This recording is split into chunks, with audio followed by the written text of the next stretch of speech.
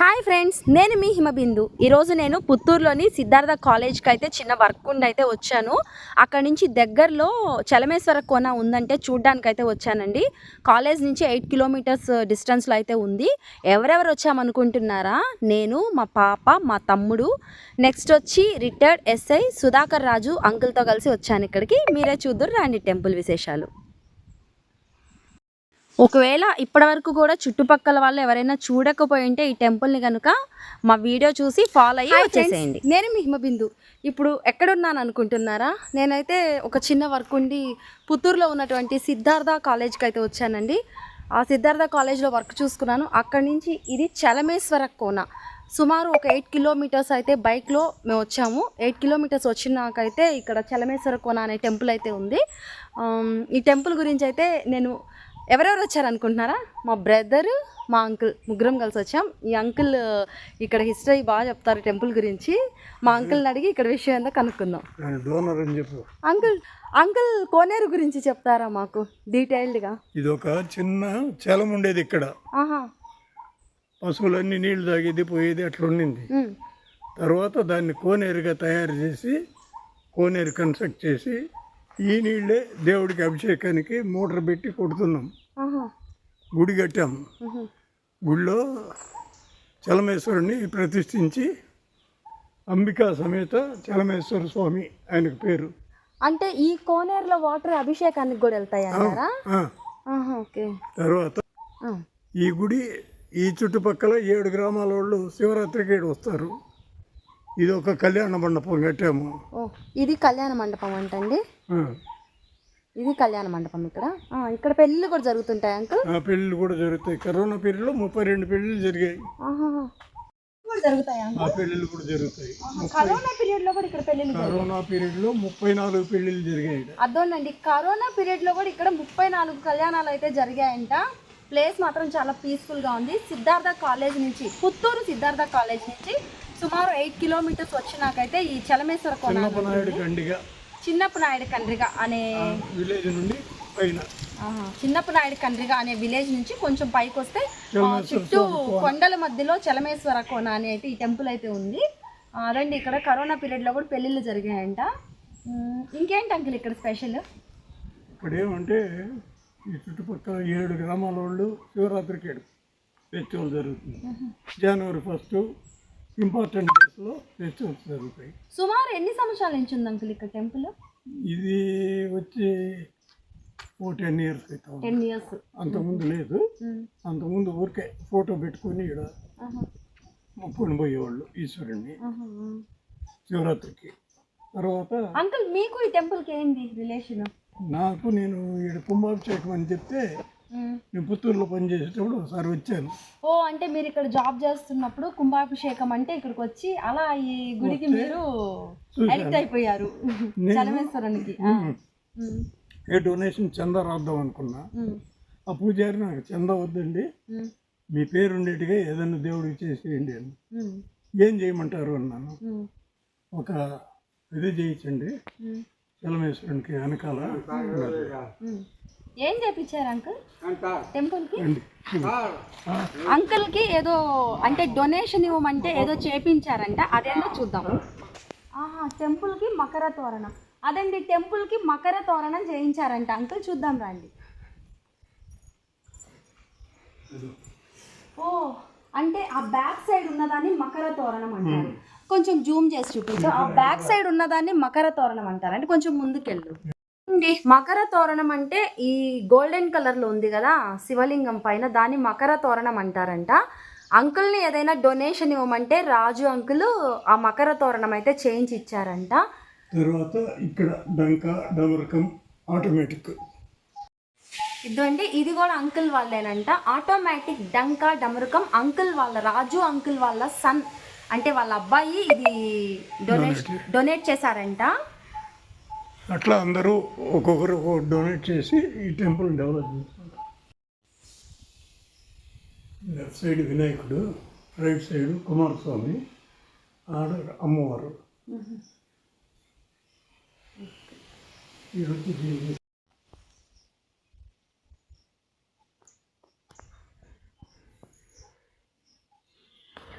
ఏం చెట్లు ఇది? కానగ చెట్టు, రావి చెట్టు, ఇది రావి చెట్టు. ఓకే, ఇది అత్తి చెట్టు, అత్తి చెట్టు. అది అంకుల్ మర్రి చెట్టు. ఇది 3 త్రిఫల వృక్షాలు. ఓకే, ఈ 3 బ్రహ్మ విష్ణు మహేశ్వరుడు అంటండి ఈ 3 చెట్లు. ఇదైతే అత్తి చెట్టు, అదైతే మర్రి చెట్టు, ఇదైతే రావి చెట్టు. ఒక దేవుడు ముందే ఉన్నాయి. కనిపించదు, ఎవరు పూత చూడలేరు. ఈ చెట్లు 3 చెట్లలో కాయలు వస్తాయి. పూత అయితే కనిపించదంటండి. ఈ 3 చెట్లకి కాయలు అయితే వస్తాయంట. అది ఇక్కడ మహిమ, లేకపోతే చెట్లు మహిమ? చెట్టు యొక్క ప్రత్యేకత.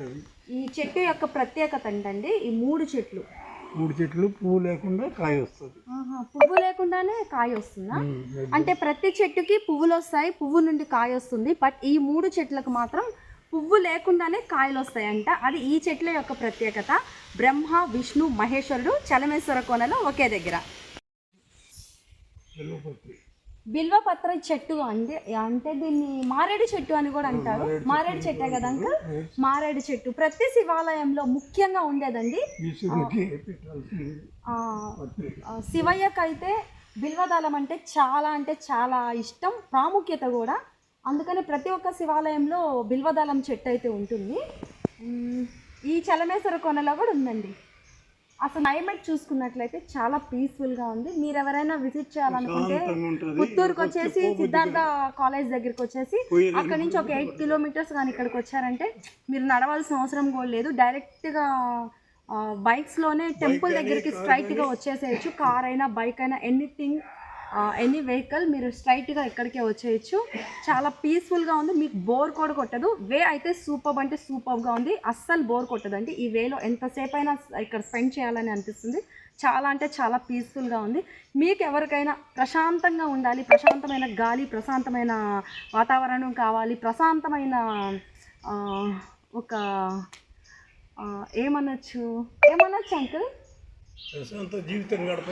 ప్రశాంతమైన జీవితం గడపాలంటే ఇక్కడికి వచ్చి ఒకసారి ఈ టెంపుల్ని విజిట్ చేయండి. అంకుల్ ఎంత లోతు ఉంటుంది అంకుల్? 4 అడుగులా? శివుణ్ణి పెట్టాలనుకున్నాం మధ్యలో. శివుని దీంట్లోంచి గంగ వచ్చినట్లుగా కనెక్ట్ చేయాలని. అంకుల్ 4 అడుగులే, ఇది ఫుల్గా నిండదా ఎప్పుడు కోనేరు? బయట పోయేదానికి. అది కూడా ఉందా మళ్ళీ? అందువల్ల ఫ్రెష్గా ఉంటాయి నీళ్ళు. నీళ్ళు ఎట్టున్నాయి చూడు. కాదు అంకుల్, ఇది ఫుల్గా వస్తుందా రాదా? కోనేరు నిండదా ఎప్పుడు? నిండు వరకు మేము పెట్టలేదు కదా. ఎప్పుడు పెట్టరు ఇంతే. ఇంతకంటే హైట్ రాకుండా వచ్చి నీళ్ళు వచ్చినట్టు బయటకు వెళ్ళేటట్టు పెట్టేశారా? 4 అడుగులు పెట్టేసి ఆ పైన వచ్చే నీళ్ళంతా నీళ్ళు ఆ కిందకి వెళ్ళిపోతాయి. ఆడ పశువులకి అన్నిటికీ. ఎందుకంటే వచ్చి చిన్నోడా నీళ్ళు చల్లగున్నాయా వేడిగున్నాయా? కోనేరులో అవి చల్లగున్నాయా? ఇంత ఎండబడుతుంటే కూడా నీళ్ళు చల్లగున్నాయా? నీళ్ళు చల్లి ఇట్లా ఎత్తి మా ఇద్దరు పైన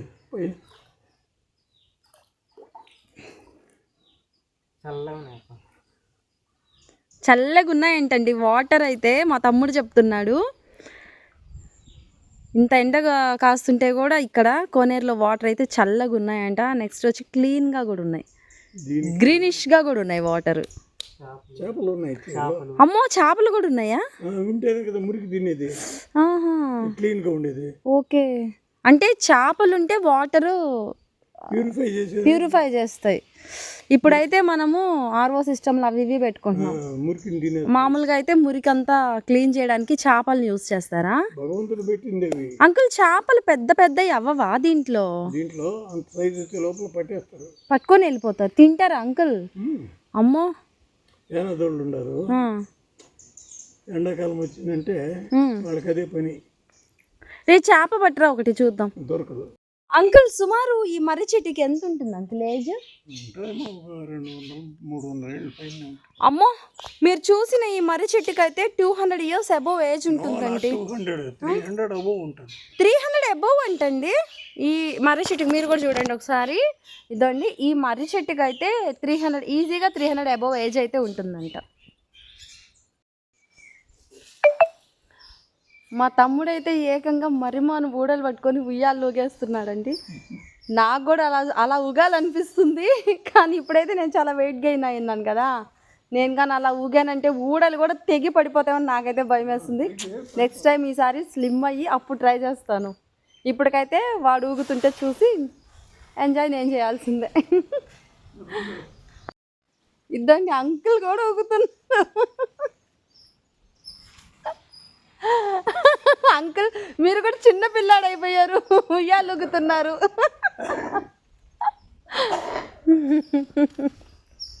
రామేశ్వర కోనకు వచ్చిన నా ముచ్చట్లు, మరి మీ ముచ్చట్లు ఏందో కామెంట్ చేయండి.